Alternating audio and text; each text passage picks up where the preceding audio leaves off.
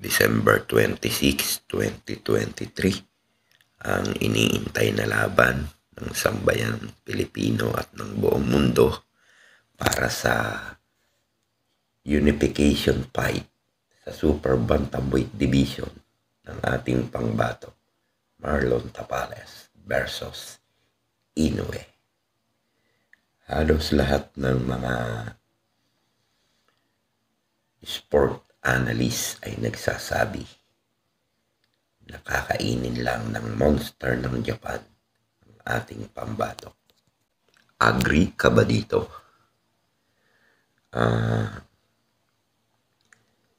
Kung ikukumpara natin yung mga achievement sa mga naging laban ng dalawang boksingero, lamang talaga si Inoue laban sa ating pambato. Pero iisa lang ang nasisigurado ko rito. Ibibigay ang 100% ni Marlon Tapales para makuha ang panalong ito. Ito ang magbibigay sa kanya para makaukit ng isang malaking kasaysayan sa mundo ng boxing at makapagdala ng karangalan sa Pilipinas. Siya yung kauna-unahang Pilipino na magiging undisputed sa Super Bantamweight. Ito lang yung mga nakikita ko na dapat gawin ni Marlon Tapales para siya ay manalo. Huwag matakot na mag-counter. Iwasang magpasuntok ng magpasuntok na siya kung laging napapansin sa kanyang mga laban.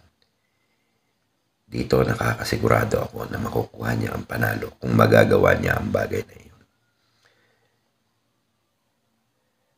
Sa labang ito ay talagang paborito ng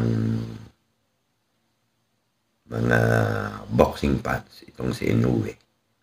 Bali, overwhelming favorite dito sa labang ito, yung pambato ng Japan. Pero nakakasigurado ba siya na talagang siya yung mananalo? Pwede ring manalo at makasilat ang ating pambato na si Marlon Tapales. Wala akong nakita o napanood sa mga interview sa mga sport analysts. Lahat sila ay nagsasabi na mananalo si Inoue.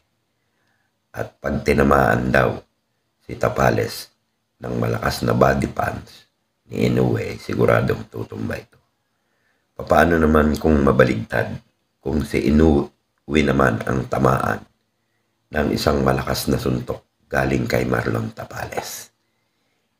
Hindi kaya si Inoue naman ang bumulagta sa luna at maiuwi ng ating pambato ang 4 na major title sa Super Bantamweight Division.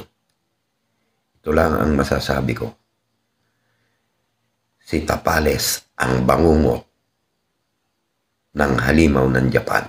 Kaya sigurado ako sa December 26, 2023 sa kanilang laban sa Tokyo, Japan, mananalo si Marlon Tapales at maiuuwi niya sa Pilipinas bilang kauna-unahang Pilipino na makakapag-uwi ng 4 na titulo bilang undisputed champion.